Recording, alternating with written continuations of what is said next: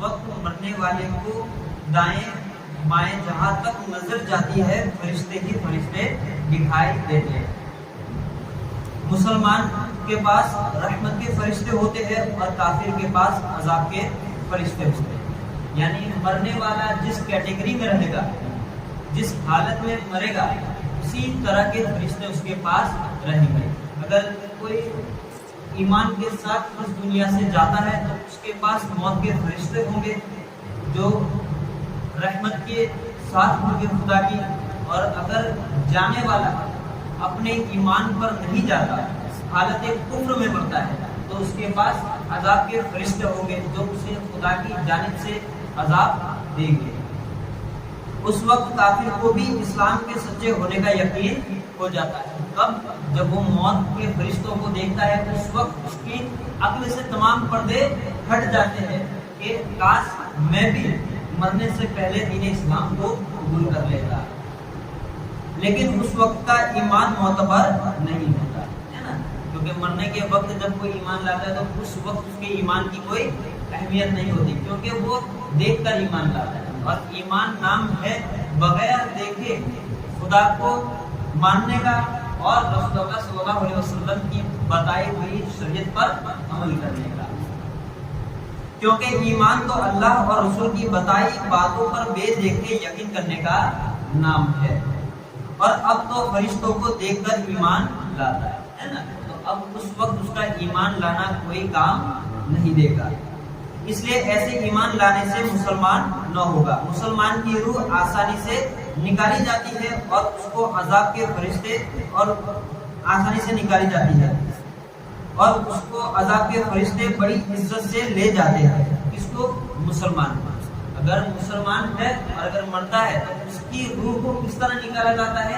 ایسے جیسے اگر مان لیجیے اگر آٹا ہے، آٹا گوندھ کر رکھا گیا ہے اور آٹے کے اندر اگر کوئی بال گر جاتا ہے تو جب ہم بال نکالتے تو کتنی آسانی سے نکل جاتا ہے نا، کوئی ذات کی تکلیف نہیں ہوتی۔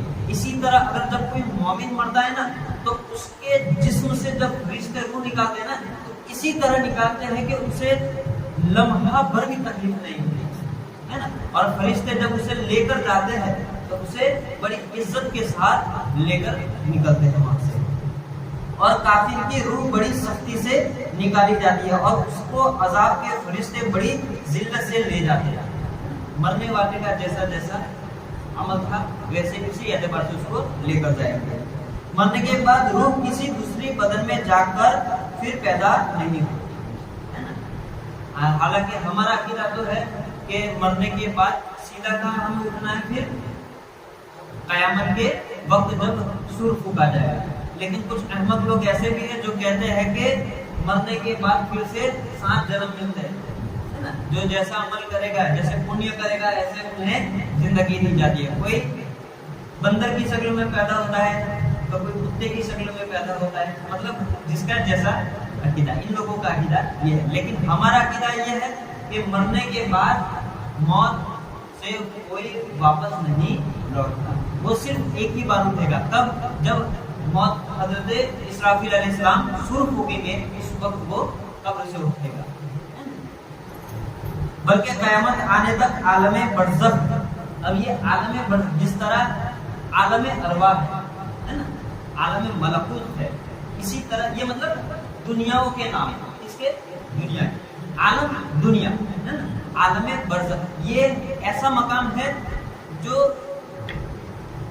صرف روح وہاں رہی جاتی ہے، کیا صرف روحوں کے لیے وہ مقام ہے۔ یعنی برزخ دنیا اور آخرت کے درمیان ایک ایسی جگہ ہے جہاں روحیں ٹھہرتی ہے، اسے کیا کہا جاتا ہے؟ عالم برزخ، جس کو برزخ کہتے ہیں۔ مرنے کے بعد سے قیامت آنے تک تمام انسان اور جنوں کے حسب مرتبہ اس میں رہنا ہوتا ہے، یعنی جس کی جیسی کیٹیگری ہوگی اسی حساب سے اسی مرتبے پر وہ عالم برزخ میں رہے گا۔ اگر کسی نے اچھے کام کیے ہیں، نیک عمل کیے ہیں، تو فرشتہ ہو، انسان ہو یا جنات ہو، ہے نا، تو ان دونوں میں سے جس نے جیسے عمل کیے گئے اسی اعتبار سے انہیں رتبے دیے جائیں گے، ہے نا، ان کے عمل پر حساب لگایا جائے گا۔ یہ عالم اس دنیا سے بہت بڑا ہے نا، یہ دنیا ہم دیکھتے ہیں نا، اس سے بھی کئی بڑا عالم برزخ ہے، کیونکہ دنیا کے اندر جب انسان آتا ہے تو ایک آتا ہے ایک جاتا ہے نا، لیکن عالم برزخ کیسا ہے کہ جب سے دنیا بنی ہے اور دنیا جب قیامت آئے گی تب تک جتنے بھی لوگ دنیا میں آئے، جنات جتنے بھی آئے، ان تمام کی روح ہے عالم برزخ میں رہے گی۔ تو یہ عالم برزخ دنیا سے کئی گنا بڑا ہے، بہت بڑا ہے۔ دنیا کے ساتھ برزخ کو ایسی ہی نسبت ہے جہاں ماں کے پیٹ کے ساتھ دنیا ہے نا، جیسے ماں کا پیٹ دنیا کی نسبت کتنا چھوٹا ہے نا، ماں کا پیٹ اور دنیا میں کتنا بڑا فرق۔ اسی طرح مان لیجئے کہ یہ دنیا جو ہے وہ ماں کے پیٹ کی طرح ہے، ماں کے شکم کی طرح ہے، اور جو عالم برزخ ہے وہ ہے دنیا کی طرح ہے نا۔ اسی طرح ماں اور دنیا کا جو فاصلہ ہے شکم میں، اسی طرح عالم برزخ اور اس عالم کا۔ برزخ میں کسی کو آرام اور کسی کو تکلیف ملے ہے نا،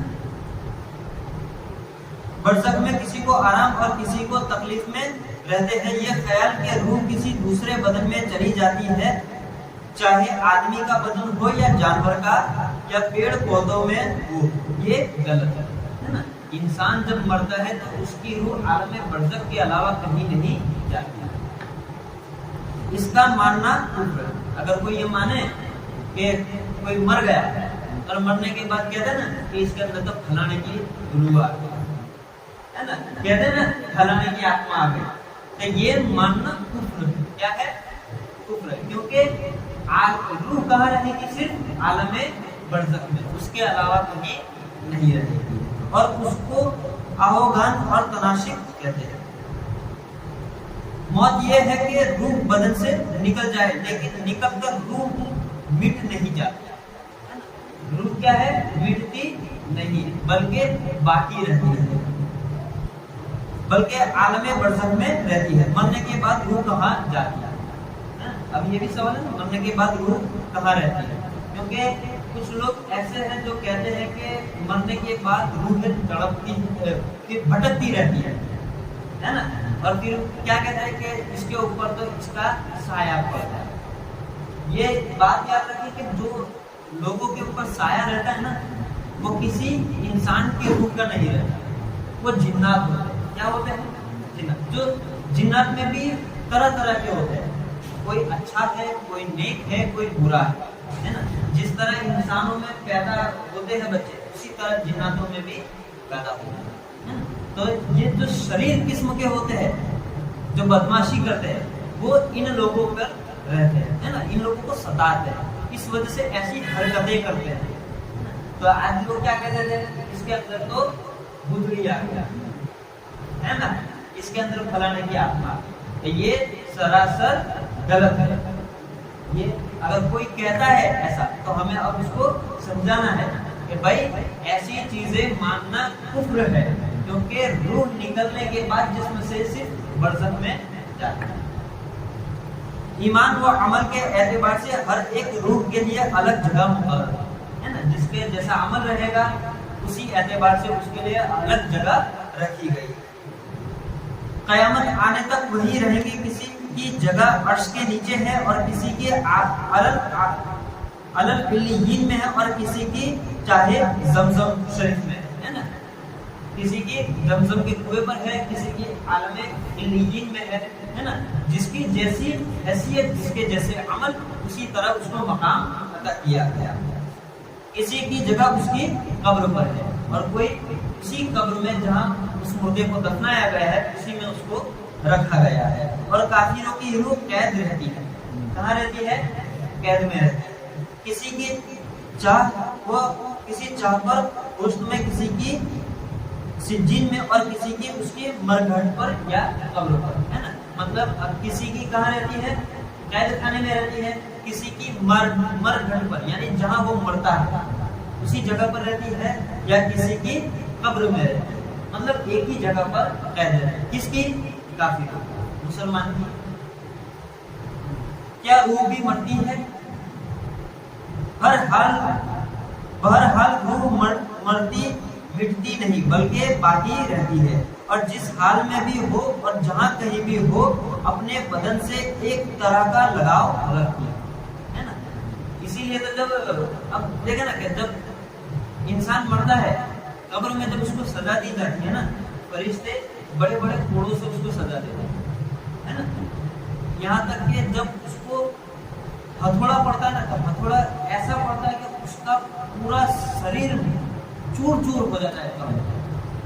اور اگر کوئی سانپ کسی کو ڈس رہا ہے، اگر کسی کو بچھو ڈس رہا ہے نا، تو قبر کے سانپ اور بچھو کا عالم یہ ہے کہ سانپ کی لمبائی ایسے کہ مشرق، بچھو کی لمبائی مشرق سے لے کر مغرب تک، کتنی بڑی زمین ہے، اتنا بڑا بچھو اس کی قبر میں ہوتا ہے اور اس کو عذاب دیتا ہے اگر اس کے اعمال صحیح نہیں ہوئے۔ اور سانپ کیسا ہے؟ اگر کسی کے اعمال درست نہیں ہے، بدکاریوں پر گیا ہے، اور اگر اس کو سانپ کا عذاب مل رہا ہے نا قبر میں، تو اگر وہ قبر کا سانپ اگر زمین پر آ کر صرف اپنی پھونک مار دے نا، ہے نا، ہم کہتے ہیں پھونک کھاڑ مارتا ہے سانپ، تو ایسی اگر پھونک مار دے نا تو اس جگہ پر آئندہ کبھی سبزی نہیں اگے گی، ہے نا، کبھی گھاس نہیں اگے، اس طرح کا جانور عذاب دیتا ہے۔ تو جب بندے کو عذاب ملتا ہے اندر، تو وہ ایک عذاب پر تو مر ہی، اس کا جسم مٹ جانا چاہیے، ہے نا، دوبارہ ہوگا صحیح نہیں، لیکن اس کو جب عذاب ملتا ہے نا تو جیسے ہی اس فرشتہ یا پھر سانپ یا بچھو جب اسے ڈستا ہے اور اس کا جسم ریزہ ریزہ ہو جاتا ہے، تو اللہ تبارک و تعالیٰ پھر سے اس کے جسم کو صحیح سلامت کر دیتا ہے اور پھر اسی پر اس کو سزا دی جاتی ہے۔ اور جسم پر جب سزا پڑتی ہے نا، جسم پر جب کوڑے پڑتے ہیں تو اس کا احساس اس کی روح پر ہوتا ہے۔ کہاں ہوتا ہے؟ روح پر، ہے نا۔ تو یہ روح کا اور جسم کا ایک لگاؤ باقی رہتا ہے مرنے کے بعد۔ تو اپنے بدن سے ایک طرح کا لگاؤ رکھتی ہے اور بدن کی تکلیف سے اسے بھی تکلیف ہوتی ہے، جیسی سزا اگر اس کو ملے گی اسی طرح اس کی تکلیف کا اثر اس کی روح کو بھی ملتا ہے اور بدن کے آرام سے آرام پاتی ہے۔ اور اگر کوئی نیک صالح انسان ہے اور اگر مر کر وہ چلا گیا تو اسے جب جنت کی نعمتیں اگر اس کو ملتی ہے، اس کے جسم کو باقی رکھا جاتا ہے، اس کے جسم کو آج جنت کی ہوائیں اس کی قبر میں ملتی ہے، تو ساتھ ہی اس کی روح کو بھی وہی انعام ملتا ہے۔ جو کوئی قبر پر آئے اسے دیکھتی پہچانتی، ہے نا، جو روح اگر قبر کے نیچے ہے تو اگر کوئی رشتہ دار جاتا ہے تو اسے پہچانتی ہے، اس کی بات سنتی ہے۔ اور مسلمانوں کی روح کی نسبت تو حدیث شریف میں آئی ہے کہ جب مسلمان مر جاتا ہے تو اس کی راہ کھول دی جاتی ہے اور جہاں چاہے جائے۔ مسلمان کے لیے اللہ تبارک و تعالیٰ نے انعام فرما دیا کہ جب کوئی مسلمان ایک سال جب مر جاتا ہے تو اس کے لیے اس کے راستے کھول دیے جاتے ہیں، اب اس کی روح کو جہاں جانا ہے وہ جا سکتا ہے۔ حضرت شاہ عبد العزیز صاحب لکھتے ہیں کہ روح راہ قرب و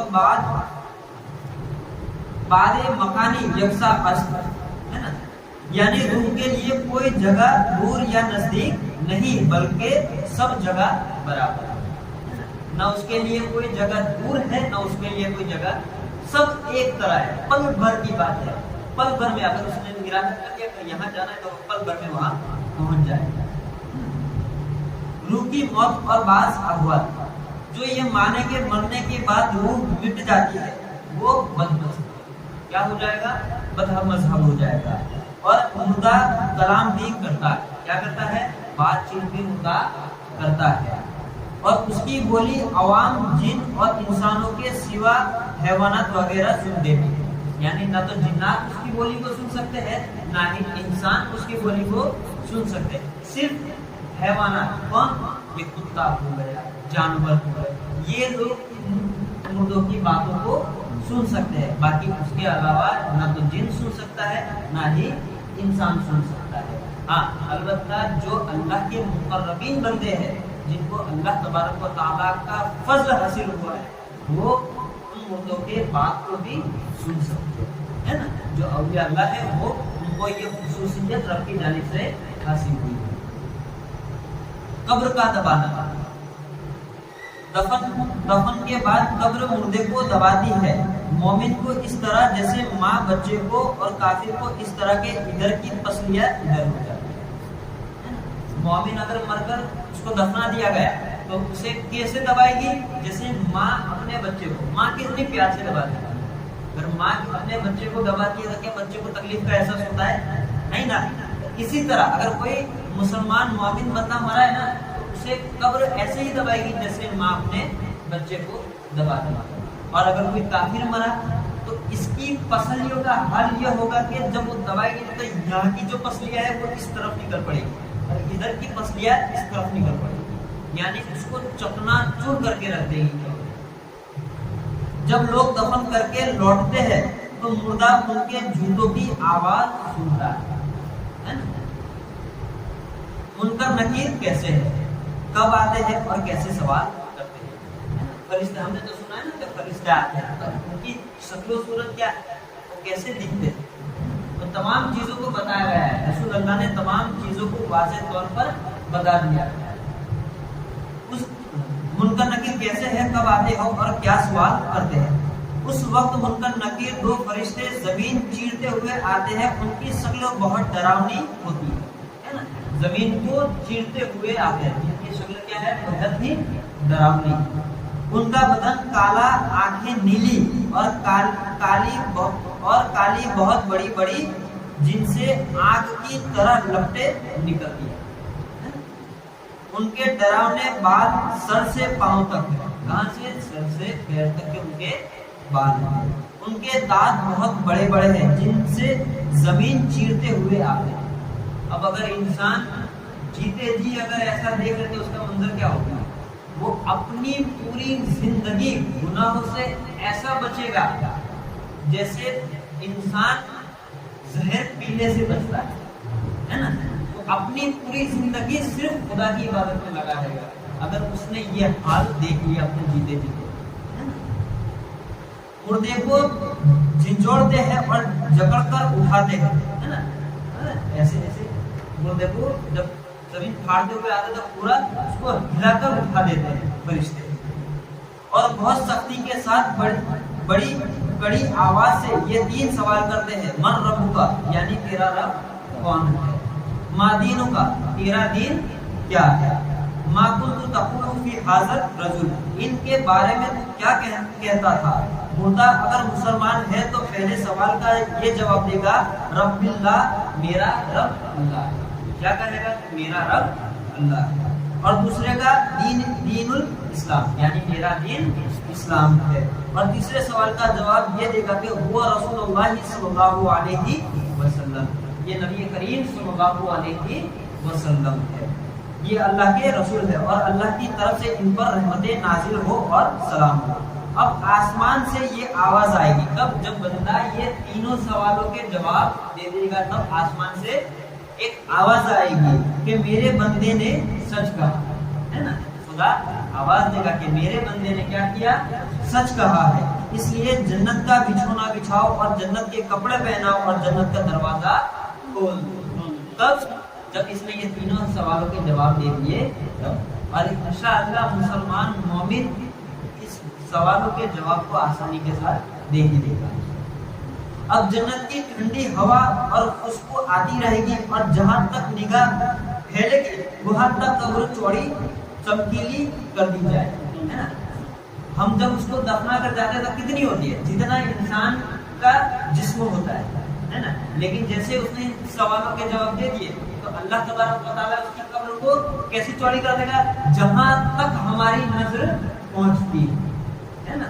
اب ایک بات یاد رکھے کہ انسان جیتے جی اس قدر دور دیکھ سکتا ہے کہ وہ آسمان میں موجود سورج کو بھی دیکھتا ہے اور چاند کو بھی دیکھتا ہے نا۔ اللہ نے اس قدر اس کی نگاہ کو تیز کیا ہے۔ اور مرنے کے بعد اللہ تبارک و تعالیٰ مردے کو دگنی طاقت عطا کر دیتا ہے۔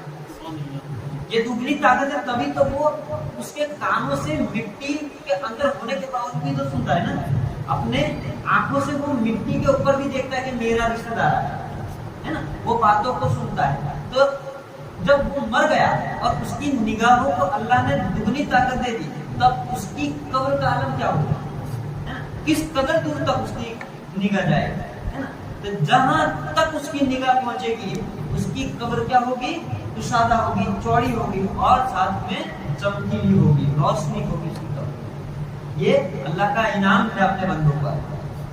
اور فرشتے کہیں گے سو جا جیسے دلہن سوتی ہے نا، جیسے جب شادی کی پہلی رات ہوتی ہے دلہن جب سوتی ہے تو اسے کتنی خوشی میں محسوس ہوتی ہے نا، تو اسی طرح فرشتے کہیں گے سو جا جیسے دلہن سوتی ہے، یعنی آرام کے ساتھ سو جا، مجھے کسی قسم کا فکر کرنے کی ضرورت نہیں۔ یہ نیک پرہیزگار اور مسلمانوں کے لیے ہوگا۔ گناہ گاروں کو ان کے گناہ کے لائق عذاب بھی ہوگا۔